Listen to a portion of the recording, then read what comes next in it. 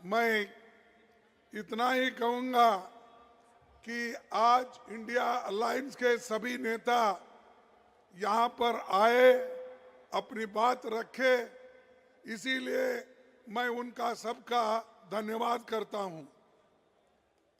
ये India alliance क्यों बना? इंडिया अलायंस इसलिए बना जो मोदी जी, शाह, इन्होंने डेमोक्रेसी को खत्म करने का एक बीड़ा उठाया है। देश के संविधान को खत्म करने का इन्होंने बेड़ा उठाया है। दलितों को, मजदूरों को, किसानों को, महिलाओं को कुचलने का काम इन्होंने किया है और अभी भी कर रहे हैं। इस देश के डेमोक्रेसी को खत्म करने के लिए ही 146 एमपीज को इन्होंने बाहर निकाला। कोई कुछ नहीं बोला। हमारे राम गोपाल यादव जी यहाँ नहीं है, उन्होंने बहुत दूर बैठे थे। ऐसे कहीं जो 147 एमपीज में दूर दूर बैठे थे, मुंह भी नहीं खोले थे, बोलने का बात उनको समय भी नहीं मिला, लेकिन उसको सस्पेंड किया गया। सस्पेंड करने के बाद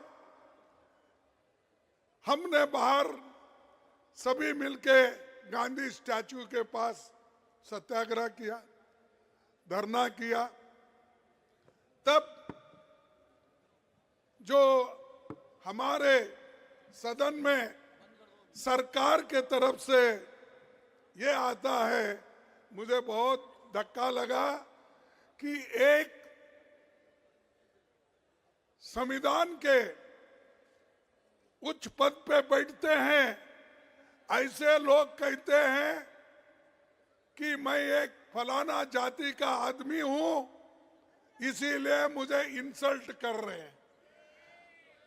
अरे अगर आप देश के संरक्षक करने का अधिकार लिए हैं, संविधान के तहत आप चलने का वायदा किए हैं, तो आप जात पात की बात अंदर करते हो और जात पात पे चलने की बात करते हो। अगर आपकी हालत यही है तो मेरे जैसे दलित की हालत क्या होगी?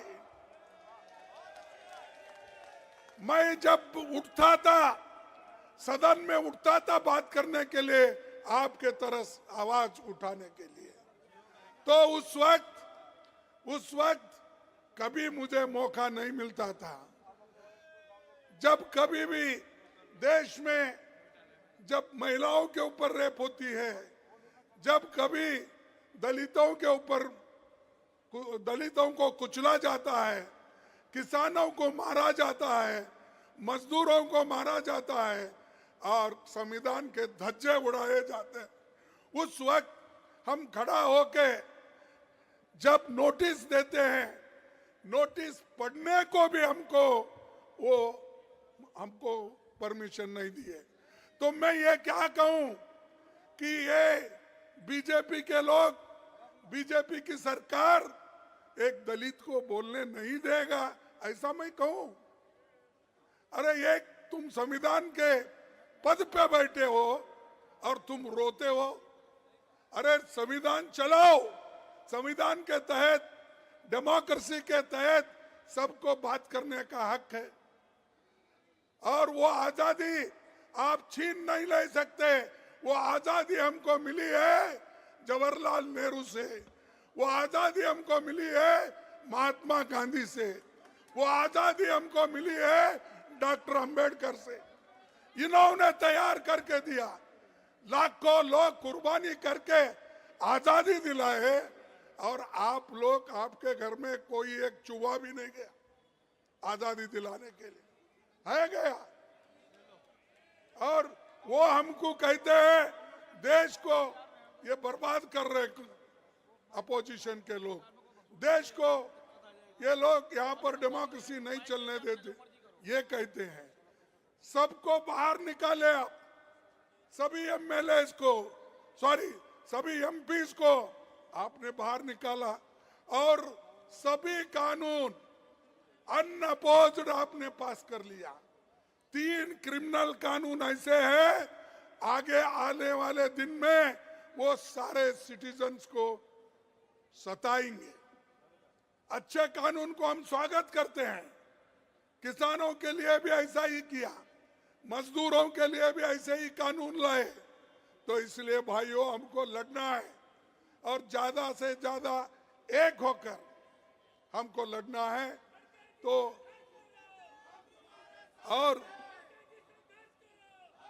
और आज मोदी जी हर एक को दबा रहे।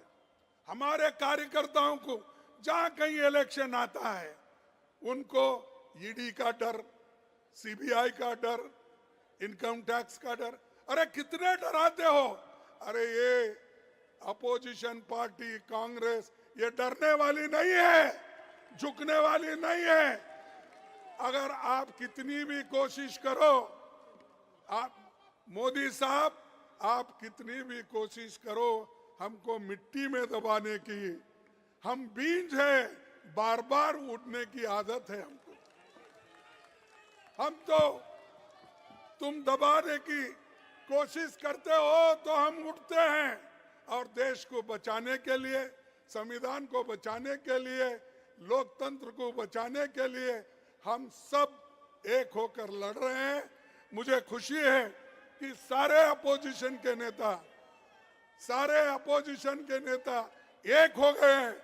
अब जब सब लोग एक होते हैं, तब अकेला मोदी कुछ नहीं कर सकता। और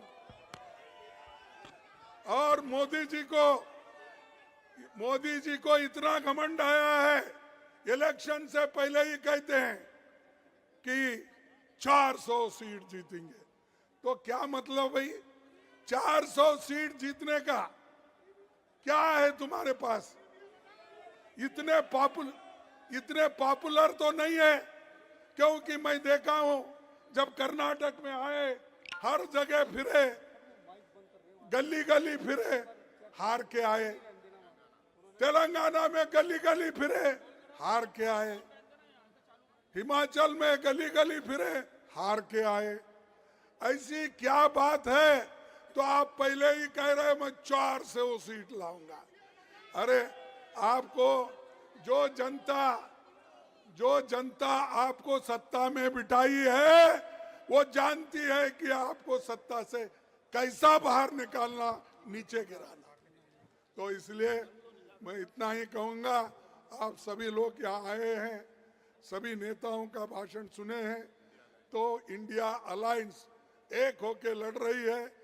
इसको आप साथ दीजिए, एक हो जाइए। और मैं सभी मीडिया से भी अपील करता हूं, जो सच है वो तो बताइए, जो सच है वो तो कहिए, जो सच है वो तो लिखिए। इतना ही मैं आपको कहूंगा। और आप सभी को, युवाओं को, और जो ये अनएम्प्लॉयमेंट का प्रॉब्लम है, जैसा राहुल जी ने कहा, और इन्फ्लेशन का कीमतें बढ़ रही है, इसके बारे में हमको ज्यादा सोचना है।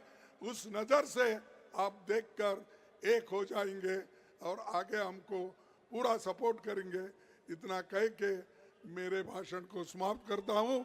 जय हिंद, जय हिंद, जय हिंद, जय हिंद।